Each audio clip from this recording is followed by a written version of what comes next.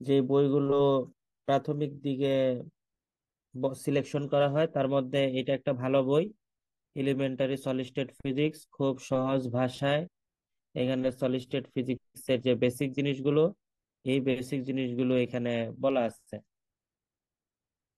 এর পাশাপাশি তুমি যদি ইংরেজি বই পড়তে চাও তাহলে সলিড স্টেট ফিজিক্সের এম এ ওয়াহাবের একটা বই আছে। তবে বেসিকের জন্য আমি ওমর আলীর বইটাই বলবো।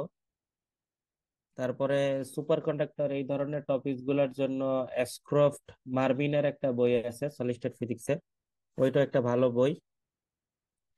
আর তো অ্যাডভান্স লেভেলে যদি তুমি সলিড স্টেট ফিজিক্স পড়তে চাও তাহলে তোমার কেটেলের introduction to solid state physics একটা বই আছে, আবার কেটেলের আরেকটা বই আছে কোয়ান্টাম সলিড স্টেট ফিজিক্স। তো বেসিক থেকে শুরু করতে গেলে এই বইটা খুব ভালো, এলিমেন্টারি সলিড স্টেট ফিজিক্স। এটা খুব ভালো একটা বই ওমর আলীর। তো আজকের ক্লাসে আমরা আলোচনা করব ইফেক্টিভ ম্যাথ, ইলেকট্রনের যে ইফেক্টিভ ম্যাথ বা কার্যকারী ভর, এই বিষয়টা নিয়ে আলোচনা করব। এর মধ্যে ইলেকট্রন এবং হোল এর কথাবার্তাগুলো কিছু আসবে। তো ইলেকট্রনের কথা আমরা অনেক শুনছি। প্রতিটি পরমাণু একটি নিউক্লিয়াস ও এর চারপাশে বিভিন্ন শেলে বর্তমান ইলেকট্রন দ্বারা কি গঠিত। অর্থাৎ আমরা যে অ্যাটমিক মডেলগুলো যেগুলো পড়ছি সেখান থেকে আমরা জানি যে সেন্টারে নিউক্লিয়াস থাকে, সেই নিউক্লিয়াসটাকে কেন্দ্র করে, মানে পরমাণু নিউক্লিয়াসকে কেন্দ্র করে তার চারপাশে সুনির্দিষ্ট কক্ষপথে ইলেকট্রনগুলো কি ঘূর্ণায়মান অবস্থায় থাকে। বিচ্ছিন্ন পরমাণুতে অবস্থিত ইলেকট্রন সমূহ বদ্ধ অবস্থায় থাকে। বিচ্ছিন্ন বলতে আমরা কি বুঝি? ধরো তোমার কাছে 10টা সোডিয়াম পরমাণু আছে, এই 10টা সোডিয়াম পরমাণুকে তুমি আলাদা আলাদা করে রাখছো, তাহলে এরা হচ্ছে বিচ্ছিন্ন। এই বিচ্ছিন্ন পরমাণুতে অবস্থিত ইলেকট্রন সমূহ সেখানে বদ্ধ অবস্থায় থাকে। তুমি যদি বাইরে থেকে পর্যাপ্ত শক্তি যদি না দাও তাহলে ইলেকট্রনগুলো তখন পরমাণু ত্যাগ করবে না। বাইরে থেকে একটা যথেষ্ট পরিমাণের যদি এনার্জি দিতে পারো, দিতে পারলেই ইলেকট্রনগুলোকে তুমি কক্ষচ্যুতি করতে পারবা। যেমন আমরা জানি গ্রাউন্ড স্টেটের জন্য কত, -13.6। এখন তুমি যদি ধরো চতুর্থ স্টেটের একটা ইলেকট্রন আছে, সেই ইলেকট্রনটাকে তুমি তার কক্ষপথ থেকে বিচ্যুত করতে চাচ্ছ, তাহলে সর্বনিম্ন তোমাকে 0.85 ইলেকট্রন ভোল্টের এনার্জি না দিলে সেই ইলেকট্রনটাকে তুমি পরমাণু থেকে কি করাইতে পারবে না, সরাইতে পারবে না। কিন্তু কঠিন বস্তুতে বা ক্যালাসে যদি ইলেকট্রন বিবেচনা করা হয় তখন কিন্তু তারা বিচ্ছিন্ন অবস্থায় থাকে না। তো কঠিন বস্তুতে বা ক্যালাসে অনেক সময় পরিবাহী ব্যান্ডের ইলেকট্রন ল্যাটিসের এক পরমাণু থেকে অন্য পরমাণুতে চলাচল করতে পারে। তোমরা এইচএসসি তে ইয়া পড়ছো, ব্যান্ড থিওরি পড়ছো, এনার্জি ব্যান্ড, পরিবহন band, conduction band, valence band, এই জিনিসগুলো তোমরা কিন্তু পড়ছো।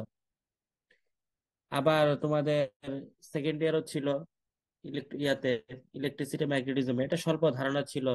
তারপর ইলেকট্রনিক্সও তোমরা পড়ছো, থার্ড ইয়ারের সলিডেও তোমাদের এই ব্যান্ড থিওরিটা ছিল, যে আমরা শক্তির স্তরগুলো নিয়ে যে ব্যান্ড তৈরি করি সেটাকে আমরা এনার্জি ব্যান্ড বলি।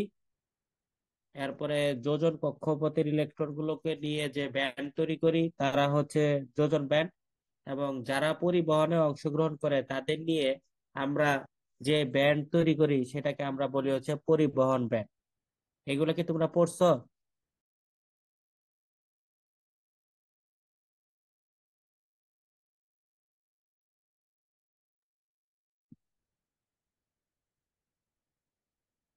তো এইগুলো তোমরা যদি পড়ে থাকো তাহলে এইগুলো তো কনসেপ্ট তোমাদের জানা আছে।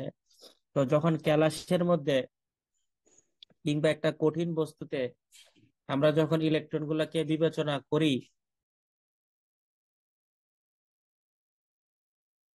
বিবেচনা করি তখন এই ইলেকট্রনগুলো ক্যালাসে বা কঠিন অবস্থায় এদের মধ্যে মিথস্ক্রিয়া সংগঠিত হয়। তো এই মিথস্ক্রিয়া সংগঠিত হয় বলে কঠিন বস্তু বা ক্যালাসে অনেক সময় কন্ডাকশন ব্যান্ডের ইলেকট্রন ল্যাটিসের এক পরমাণু থেকে অন্য পরমাণুতে চলাচল করে থাকে। অর্থাৎ প্রতিটি ইলেকট্রনেই চলার সময় -1.6 ইন্টু 10⁻19 কুলম্ব চার্জ সে বহন করে নিয়ে যায়। তো সেমিকন্ডাক্টরে বা অর্ধপরিবাহীতে ইলেকট্রন বলতে আমরা এই পরিবহন ইলেকট্রনটাকে আমরা বুঝবো। তবে এখানে একটা ব্যাপার উল্লেখ করা উচিত, সেটা হচ্ছে এনার্জি ব্যান্ডে চলার সময় ইলেকট্রনের কার্যকারী ভর মুক্ত ইলেকট্রনের যে ভর 9.11 10⁻31 কেজি এর থেকে আলাদা হয়। আমি কথাটা আবারও বলতেছি, এনার্জি ব্যান্ডে চলাচলের সময় ইলেকট্রনের যে কার্যকারী ভর সেটা মুক্ত ইলেকট্রনের যে ভর 9.11 ইন্টু 10⁻31 কেজি থেকে কি হয়ে থাকে, একটু পৃথক হয়ে থাকে।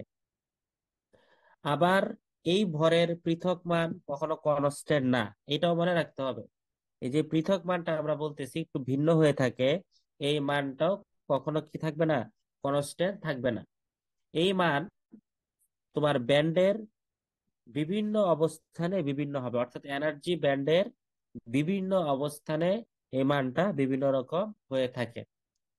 এবং এই কারণেই সলিড বস্তুতে ইলেকট্রনকে অনেক সময় কোয়াজি ইলেকট্রন বা কোয়ান্টাম কোয়াজি ইলেকট্রনও বলা হয়ে থাকে। এই কথাটা হয়তো নতুন শুনছো, আমি এই জন্য আবার বলতেছি। অনেক সময় কঠিন বস্তুতে ইলেকট্রনকে অনেক সময় কোয়াজি ইলেকট্রন বা কোয়ান্টাম কোয়াজি ইলেকট্রনও বলা হয়ে থাকে। ঠিক আছে।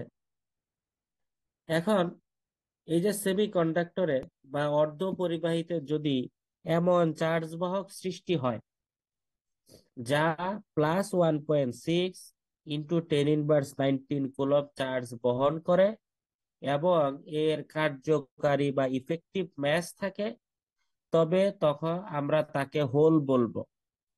তাহলে হোল এবং ইসের ইলেকট্রন এই সংখ্যাগুলো তো তোমরা বা এই নামগুলো তো তোমরা শুনছো, আগে শুনছো না?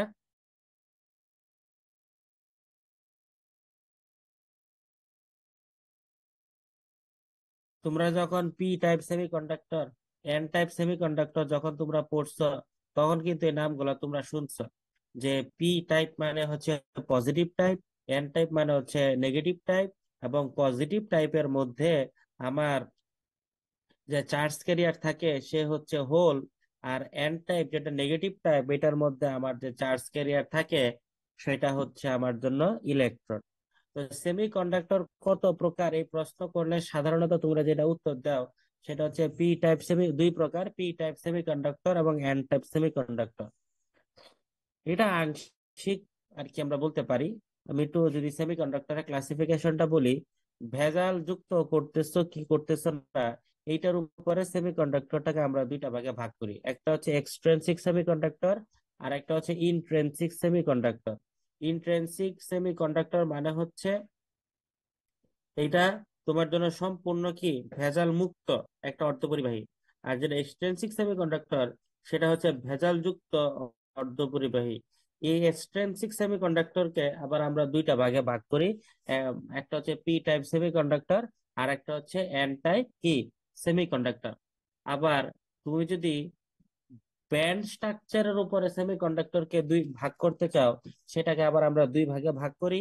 একটা হচ্ছে ডিরেক্ট ব্যান্ড গ্যাপ সেমিকন্ডাক্টর আর একটা হচ্ছে ইনডিরেক্ট ব্যান্ড গ্যাপ সেমিকন্ডাক্টর। তোমরা পড়বা এই সলিড স্টেট ফিজিক্স 2 তে এটা পড়বা। তবে এটা এইচএসসি লেভেলের বইপত্রে, খুব কম বইপত্রে আছে যে বইপত্রে এই তথ্যটা দিয়ে আছে, এই যে আমরা ব্যান্ড স্ট্রাকচারের উপরে সেমিকন্ডাক্টরকে দুই ভাগে ভাগ করি। একটা ডিরেক্ট ব্যান্ড গ্যাপ সেমিকন্ডাক্টর আর একটা হচ্ছে ইনডিরেক্ট ব্যান্ড গ্যাপ সেমিকন্ডাক্টর। তোমার যেটা ডিরেক্ট ব্যান্ড গ্যাপ সেমিকন্ডাক্টর, এই এটাকে বাংলায় আমরা বলি হচ্ছে প্রত্যক্ষ ব্যান্ড গ্যাপ। এটাকে বাংলায় বলা হবে প্রত্যক্ষ ব্যান্ড গ্যাপ। আর যেটা ইনডিরেক্ট সেমিকন্ডাক্টর মানে তোমার কি বলে ইনডিরেক্ট ব্যান্ড গ্যাপ সেমিকন্ডাক্টর, এটাকে আমরা বাংলায় বলি পরোক্ষ ব্যান্ড গ্যাপ। তো প্রত্যক্ষ ও পরোক্ষ ব্যান্ড গ্যাপ অর্ধপরিবাহী বা সেমিকন্ডাক্টর আমরা বলতে কি বুঝি? যেই সকল অর্ধপরিবাহীতে যোজন ব্যান্ডের সর্বোচ্চ বিন্দু ও পরিবাহী ব্যান্ডের সর্বনিম্ন বিন্দু ল্যাটিসের একই তরঙ্গ ভেক্টরে অবস্থান করে, তাদেরকে তুমি ইনডিরেক্ট ব্যান্ড গ্যাপ সেমিকন্ডাক্টর বলতে পারবা।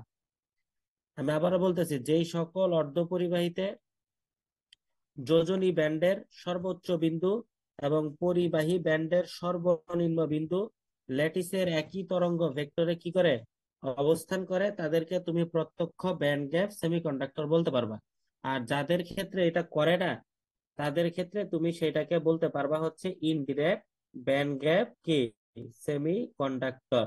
তো আমরা যদি এইটা একটু ছবিটা তোমাদের দেখাই, যেটা দেখতে কেমন হয়, তাহলে তোমরা বুঝবা। আমি একটু ছবিটা তোমাদের জন্য শেয়ার করতেছি, তাহলে আশা করি এখান থেকে তোমরা একটা ধারণা পাবা। স্লাইড শেয়ারে চলে যাচ্ছে আমি।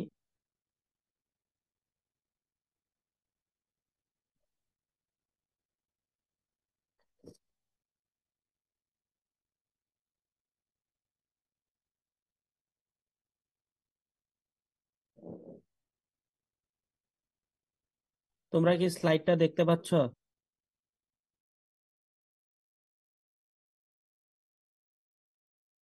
এই যে দেখো, এটা গোলাম মোহাম্মদ ভুঁইয়া স্যারের পদার্থবিজ্ঞান দ্বিতীয় পত্র একাদশ এবং দ্বাদশ শ্রেণীর বই থেকে ছবিটা আমি দিছি। স্যারের একটা এইচএসসি লেভেলের ফিজিক্সের বই ছিল, এখন এটা পাওয়া যায় না। রকমারিতে এক দুই কপি হয়তো পাইতে পারো তোমরা।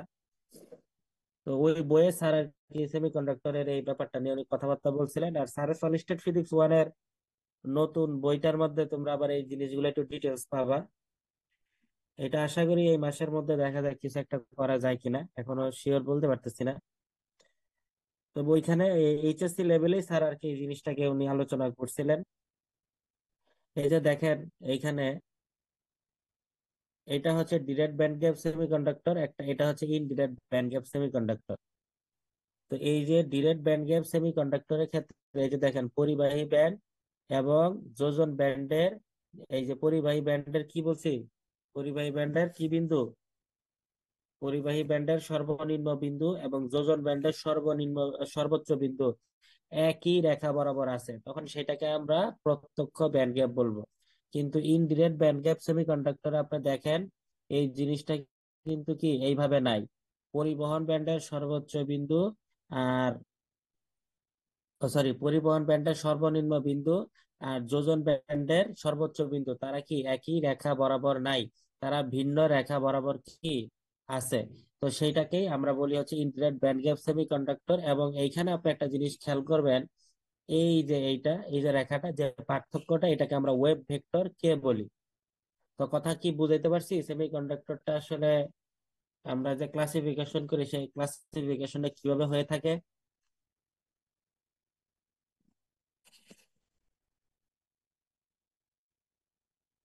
তো এইটা কিন্তু আবার আপনাদের আছে এই সলিড স্টেট ফিজিক্সে, আপনার আবার এটা আমরা পড়বো। তো আচ্ছা ঠিক আছে, এখন যেটা বলতেছিলাম যে হোল যে ব্যাপারটা, যে সেমি কন্ডাক্টরে যদি এমন চার্জ বাহক সৃষ্টি হয় যা +1.6 × 10⁻¹৯ কুলম্ব চার্জ বহন করে এবং তার একটা কার্যকারী ভর থাকে, তবে তাকে আমরা কি বলবো, হোল বলবো। তবে এখানে একটা কনসেপ্ট ক্লিয়ার থাকা উচিত, যে হোলের যে ইংরেজি অভিধানিক অর্থ, সে অর্থ কি গর্ত বোঝায়, ঠিক আছে? কিন্তু এইটা অনেক সময় একটা ভুল কনসেপ্টের ধারণা দেয়। বাস্তবে হোল ইলেকট্রনের মতোই একটা কোয়ান্টাম কোয়াজি কণা, যার চার্জ ইলেকট্রনের চার্জের সমান, কিন্তু এটা ধনাত্মক এবং এর কার্যকারী ভর ও মোবিলিটি আছে। মোবিলিটি বলতে আমরা কি বুঝি, কেউ একজন বলো তো, যে মোবিলিটি বলতে কি বুঝি?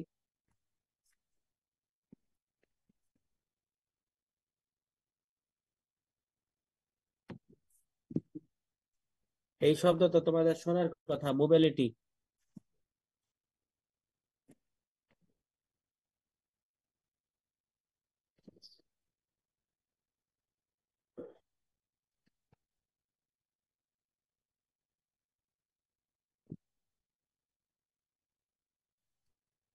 কি এটা জানো না তোমরা?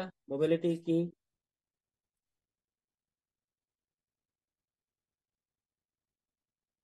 নাড়াচাড়া করতে পারে সেটা তো ঠিক আছে, মানে একটু ভালো করে বলো।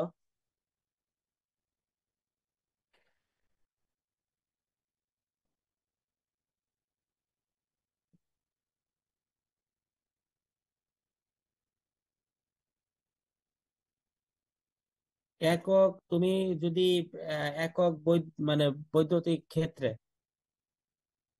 মানে ধরো একটা ইলেকট্রিক ফিল্ডে তুমি একটা চার্জ রাখছো, তো একটা ইলেকট্রিক ফিল্ডের মধ্যে চার্জ রাখার ফলে সেই ইলেকট্রিক ফিল্ড ইন্টেন্সিটির মাধ্যমে যদি তুমি সেই চার্জটাকে তারণ বেগে তাড়িত করতে পারো, তারণ বেগে তাড়িত করতে পারো, তখন সেই তারণ বেগকে আমরা বলি মোবিলিটি।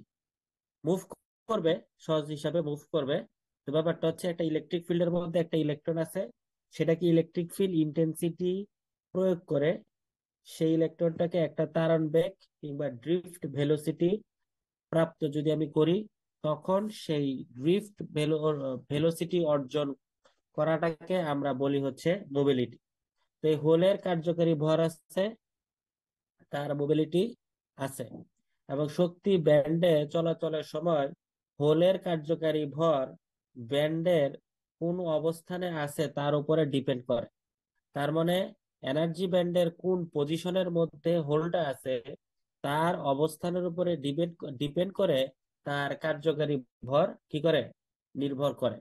আর হোলের যে অস্তিত্ব, এই হোলের অস্তিত্ব পরীক্ষা করার জন্য আমরা হল এক্সপেরিমেন্টও করতে পারি, যে হল এক্সপেরিমেন্টের মাধ্যমে আমি দেখাইতে পারি যে হোলের যে অস্তিত্ব আছে। তো এখানে এই জন্য ইলেকট্রন এবং হোল গুলা নিয়ে কথাবার্তা গুলা বললাম। এখন আরেকটা কথা বলা উচিত, সেটা হচ্ছে ইলেকট্রনের কার্যকারী ভর বলতে আমরা কি বুঝি। কোন শক্তি স্তরে একটি ইলেকট্রনের যে ভর থাকে, অর্থাৎ এনার্জি ব্যান্ডের মধ্যে ইলেকট্রনের যে ভর থাকে, তাকে আমরা ইলেকট্রনের এফেক্টিভ ম্যাস কিংবা কার্যকারী ভর বলে থাকি। তবে আবারও বলতেছি, এই ইফেক্টিভ ম্যাস কিংবা কার্যকারী ভর এটা কিন্তু কনস্ট্যান্ট নয়। এইটা ডিপেন্ড করে তোমার ইলেকট্রন কিংবা তোমার হোল এটি এনার্জি ব্যান্ডের কোন পজিশনে আছে সেইটার উপরে ডিপেন্ড করে এই কার্যকারী ভরটা কি হয়, নির্ধারিত হয়ে থাকে। তো এখন আমরা দেখব এই ইলেকট্রনের কার্যকর ভরের রাশিমালাটা কিরকম হতে পারে আমার জন্য। তা আমরা চলে যাই সেটাতে।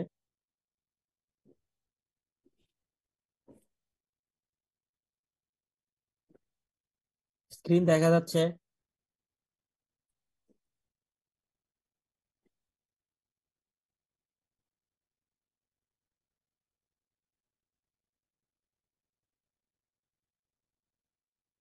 ওকে, তাহলে আমরা ইলেকট্রনের কার্যকরী ভরের রাশিমালাটা এখন আমরা প্রতিষ্ঠা করব।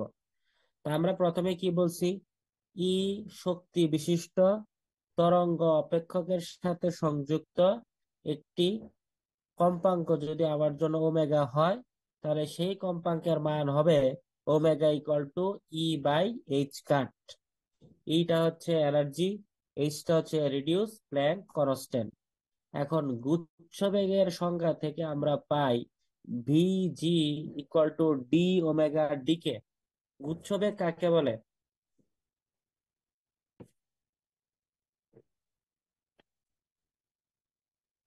গুচ্ছ বেগ কাকে বলে?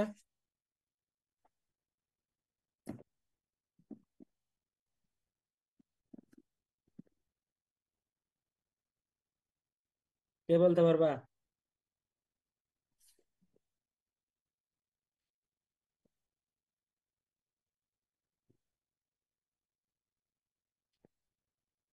এগুলো তো ছিল, থার্ড ইয়ারে ছিল। এখন ফোর্থ ইয়ারে ক্লাসিক্যাল ইলেকট্রোডাইনামিক্স তো গুচ্ছ বেগ আছে। সেই গুচ্ছ বেগটা কাকে বলে?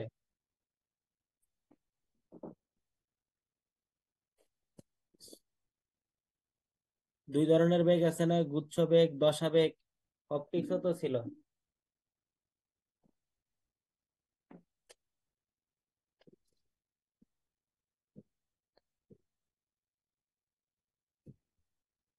বুঝছি, এটা পারবেন না।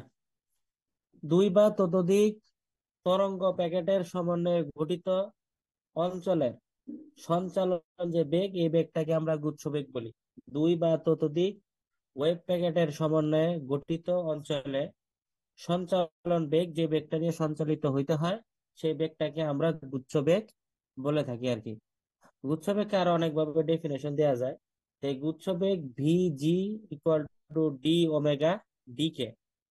এখন 1 নম্বর সমীকরণ থেকে আপনি ওমেগার মান বসায় দেন। বসায় দিলে থাকে কত, ই বাই এইচ কাট। এইচটাকে যদি আপনি ব্র্যাকেটের বাইরে নিয়ে আসতে চান, যেহেতু এটা 1/h কাট আছে, এটাকে আপনি লিখতে পারেন এইচ কাট ইনভার্স 1। তাহলে আমরা পাই, এখান থেকে দেখেন পরের লাইনে যদি আপনি সময় রেসপেক্টে ডেরিভেটিভ করেন, তাহলে আপনি লিখতে পারেন D of DT of VG equal to H cut inverse এর 1 D square E of D K DT. এটা হচ্ছে সমীকরণ 2। দেখেন তো এটা বুঝছেন কিনা।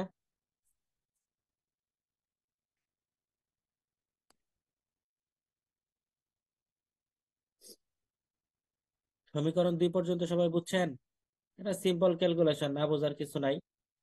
এটা সবাই বুঝবেন আশা করি।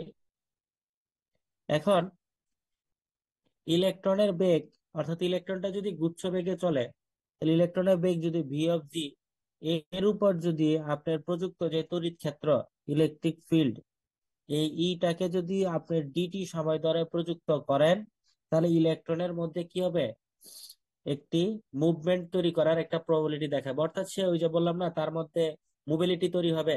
তাহলে মোবিলিটি যদি হয়, তাহলে সেখানে কিছু পরিমাণ কাজ তাকে করতে হবে। তাহলে সেই কাজটা কি, ডি অফ ই, মানে ডি ই, কারণ আমার তো ক্ষুদ্র সময় ডিটি, তাহলে তার জন্য ক্ষুদ্র electric field intensity D E equal to E E D E X. D E equal to E, এটা হচ্ছে ইলেকট্রনের চার্জ, ক্যাপিটাল ই হচ্ছে ইলেকট্রিক ফিল্ড ইন্টেন্সিটি, আর ডিএক্স হচ্ছে মোবিলিটি অর্জন করে যতটুকু পরিমাণ দূরত্ব সে অতিক্রম করছে, সেটা আর কি। তাহলে এটা হচ্ছে তার কাজের মান। দেখেন এখানে কোনো প্রশ্ন থাকলে প্রশ্ন করেন।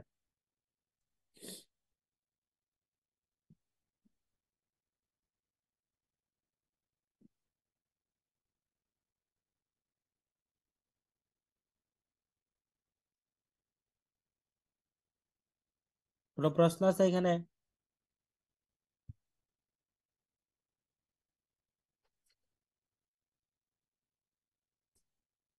এটা আমরা সম্পর্কটা equal to V by D থেকে আমরা তৈরি করতে পারি। একটু চিন্তা করবেন যে equal to V by D থেকে কিভাবে তৈরি করে কাজটা বের করা যায়। তো এখন আমরা ওই দেখেন ডি এক্স, তো আমরা তো জানি এস ইকুয়াল টু কত, ভিটি। তো এস এর সাথে ডিএক্স টাকে তুলনা করেন, তাহলে বেগ লাগবে, বেগটা হচ্ছে বি অফ জি, অতিক্রান্ত মানে দূরত্ব ইকুয়াল টু আমরা জানি বেগ ইন্টু সময়, তাহলে আমরা এখানে বেগটা হচ্ছে বি অফ জি, আর যে সময় নিয়ে যাচ্ছে সেটা হচ্ছে কত, ডি অফ টি। এখন আপনি এই যে এই সমীকরণটা উপরে আপনার কাছে আছে, এখান থেকে আপনি ভি অফ জি এর মান বসায় দেন।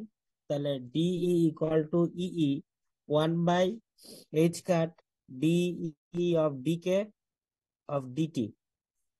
ঠিক আছে, মানে ভিজির যে মানটা, এই ভিজির মানটা আমরা এখান থেকে আর কি বসাই দিছি। বসাই দেওয়ার পরে এখন আপনি ডি কে অফ ডিটি বাইর করেন। তাহলে ডি কে ডিটি যদি বাইর করি, তাহলে আমরা কি লিখতে পারি, ই ই বাই কত, এইচ কাট। এটা তো কিভাবে লিখছি বোঝার কথা, এটা না বোঝার কথা না। আপনার ডি কেটা, এই যে এখানে যে ডি কেটা আছে, এটাকে আমরা ওই পাশে নিয়ে গেছি, ডিটিটাকে নিতে নিয়ে আসছি, দুই পাশ থেকে ডিই ডি ক্যান্সেল, তাহলে কত থাকে, ইই বাই কত, এইচ কাট। এটা আশা করি না বোঝার মতো কিছু নাই। এখন আমরা এর মান যদি বাই করি, তাহলে আমরা লিখতে পারি H cut into D K of কত, ডিটি। এই পর্যন্ত কি সবাই বুঝছেন?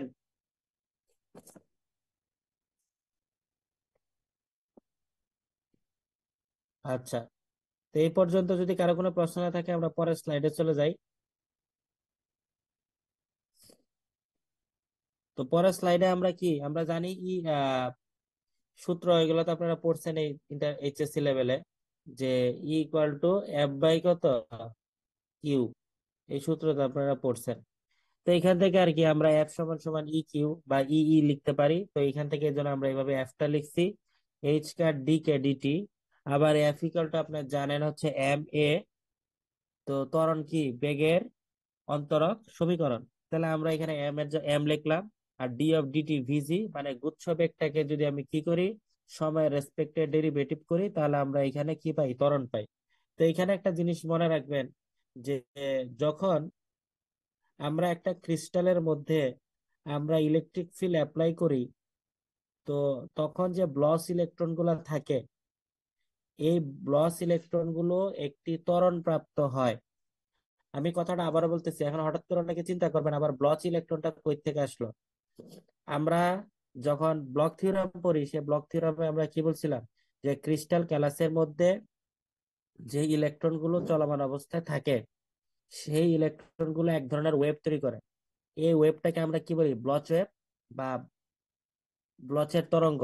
তো এই ইলেকট্রন গুলোকে আমরা কি বলি, ব্লচ ইলেকট্রন বলি। তো এটাই বললাম যে একটা ক্রিস্টালের মধ্যে যখন আপনি ইলেকট্রিক ফিল্ড অ্যাপ্লাইড করবেন, অ্যাপ্লাই করার পরে আপনার যে ওই ক্যালাসের মধ্যে আপনার জন্য যে ব্লচ ইলেকট্রন গুলো থাকবে, এই ব্লচ ইলেকট্রন গুলো আপনার জন্য কি একটি ত্বরণ প্রাপ্ত হবে। এবং আমরা জানি যে ভেলোসিটি হচ্ছে কি টাইমের ডেরিভেটিভ। তো এখানে সেই জিনিসটা লিখছি, আর কিচ্ছু নাই, যে ভেলোসিটি আপনার কি টাইমের ডেরিভেটিভ। তো এটাকে যদি আপনার টাইমের ডেরিভেটিভ করেন, তাহলে কি আপনি এখান থেকে ত্বরণ পাচ্ছেন না? কথা কি বুঝতে পারছি? আবার আরেকটা জিনিস মনে রাখবেন, velocity is a wave function, velocity is a function of the wave vector. আমরা কিন্তু এই যে ভেলোসিটিটা, এটাকে আমরা ওয়েভ ভেক্টরের একটা ফাংশনও বলে থাকি আর কি। ঠিক আছে? তো আপনি চাইলে এটাকে ভাইয়াও আরেক মানে আরেকটা ফরমেশনও করতে পারেন, তা আমি আর ওই ফরমেশনে যাই নাই আর কি। এখন আপনি মানগুলা বসায় দেন, ওই যে আপনার কাছে তো ডি অফ ডিটি ভিজি এর মানটা আছে, এটাকে বসায় দেন। এম ওয়ান বাই কত, H cut D square E of D K DT equal to H cut D K DT. তারপর একটা তো নর্মাল ক্যালকুলেশন, যে আপনি এইচ কাটটাকে ওই পাশে পাঠিয়ে দিলে গুণ হয়ে যাবে এইচ কাট স্কোয়ার, আর ডিটি ডিটি তো ক্যান্সেল, তাহলে কি M D square E equal to H square square D square K, DK DK গুণ করলে ডি স্কোয়ার কে। তাহলে আপনি এম সমান সমান কি পাচ্ছেন, H cut square D D K square of D E square. কি বললাম, M equal to H cut square D K square by D square কত ই। এই যে আপনি ভরটা পাইলেন, এই ভরটা হচ্ছে ইলেকট্রনের এফেক্টিভ মাস বা ইলেকট্রনের কি কার্যকারী ভর। বুঝাইতে পারছি ইলেকট্রনের কার্যকারী ভরের রাশিমালাটা?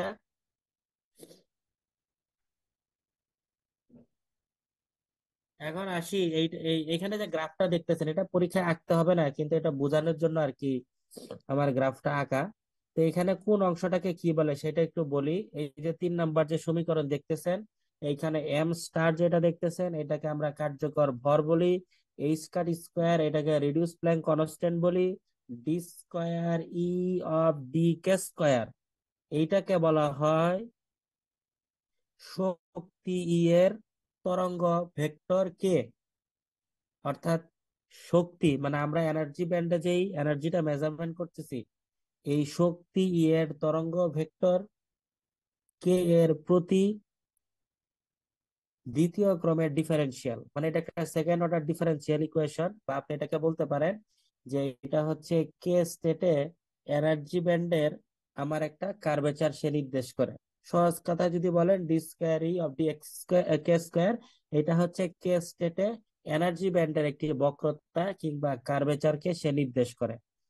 তো এই যে বক্রতা বা কার্ভেচারকে সে নির্দেশ করে, এটা আমাকে কি বোঝায়, এটা বোঝায় যে D square E of D K square যদি বড় হয়, তাহলে কার্যকারী ভরের মান ছোট হবে। আর যদি D square E of D K square এর মান ছোট হয়, তাহলে কার্যকারী ভরের মান আমার জন্য কি বড় হবে। এই কথাটার অর্থ হচ্ছে এইটা। তো আমরা দেখেন এইখানে একটা গ্রাফ আঁকছি। আমাদের এক্স অক্ষ বরাবর আমরা কে স্টেট, ওয়াই অক্ষ বরাবর আমরা এনার্জি দিয়া আমরা এই যে ভরের বড় হইলে কি হবে ছোট হইলে কি হবে সেই গ্রাফটা দেখাইছি, লার্জ ম্যাস এবং হচ্ছে স্মল ম্যাস। তো এইখান থেকে D square E of D K square, এটা হচ্ছে আমার এনার্জি ব্যান্ডের যে বক্রতা বা কার্ভ, এটাকে আমার নির্দেশ করে।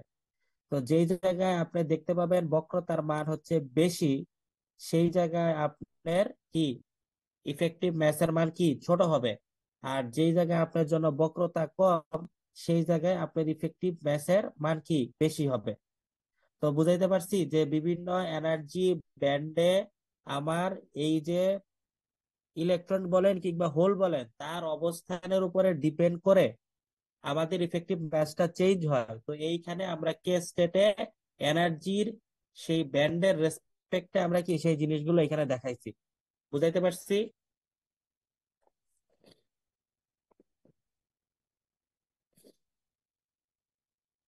ওকে। তো এটা পরীক্ষায় আপনাদের এই গ্রাফ আঁকতে হবে না, আমি গ্রাফটা আপনাদের বোঝানোর জন্য বললাম। যদি কখনো পরীক্ষা আপনাদের আসে, তখন হচ্ছে আপনারা এই ইফেক্টিভ ম্যাথটা আর কি কিভাবে এক্সপ্লেন করতে পারি সেটা আমরা আর কি দেখাইতে পারি। এই গ্রাফটাকে আমরা বলি কে এর সাথে কার্যকরী যে ভরের পরিবর্তন, সেটা দেখানো। আর আরেকটা ব্যাপার হচ্ছে যে আমাদের যে ইফেক্টিভ যে ম্যাথ, এই ইফেক্টিভ ম্যাথটা কিন্তু পজিটিভও হইতে পারে, এটা কিন্তু নেগেটিভও হইতে পারে। তো নেগেটিভ কিভাবে হয় এটা আবার আপনি যদি বুঝতে চান, তাহলে কে স্টেটে আপনার ব্রিলুইন জোনে ব্রাগের যে রিফ্লেকশন, সেই রিফ্লেকশন থেকে আপনার সেটা এক্সপ্লেনেশন করতে হবে। ঠিক আছে, তো আজকে আর সেটার দিকে যাচ্ছি না। আর আরেকটা ব্যাপার হচ্ছে এই যে কার্যকরী ভরের একটা বিশেষ ভৌত তাৎপর্য আছে। কার্যকারী ভরের একটা বিশেষ ভৌত তাৎপর্য আছে। সেই তাৎপর্য হচ্ছে ক্যালাসের যে চার্জ ক্যারিয়ার গুলা থাকে, এই চার্জ ক্যারিয়ার গুলার একটা সন্তোষজনক ব্যাখ্যা সে আমাদেরকে প্রদান করতে পারে। যেমন অ্যালকালিক মেটালে, অ্যালকালি যে মেটাল গুলা আছে যার শক্তি ব্যান্ড আংশিক পূর্ণ, তাদের মধ্যে আপনার পরিবহন প্রধানত ইলেকট্রনের মাধ্যমে আমরা সম্পন্ন করে থাকি।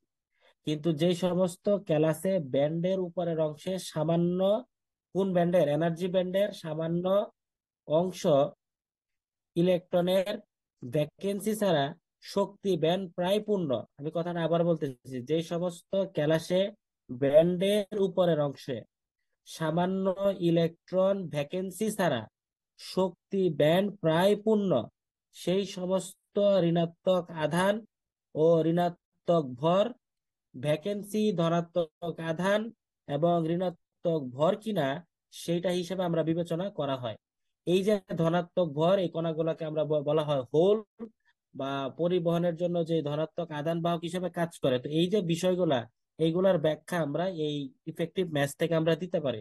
তো সহজ কথা মনে রাখবেন যে ইফেক্টিভ ম্যাথ আমাকে ক্যালাসে যে চার্জ ক্যারিয়ার গুলো আছে, এই চার্জ ক্যারিয়ার গুলা সম্পর্কে অর্থাৎ ইলেকট্রন এবং হোল সম্পর্কে আমাদেরকে সন্তোষজনক একটা ব্যাখ্যা প্রদান করতে পারে। ঠিক আছে, এত জটিলের দিকে যাওয়ার দরকার নেই, জাস্ট এই কথাটা মনে রাখবেন। বুঝাইতে পারছি? ওকে। তো আজকের ক্লাস এই পর্যন্তই, পরের ক্লাসে আমরা আবার নতুন কোনো টপিক নিয়ে আলোচনা করব। তো আজকে এই পর্যন্তই।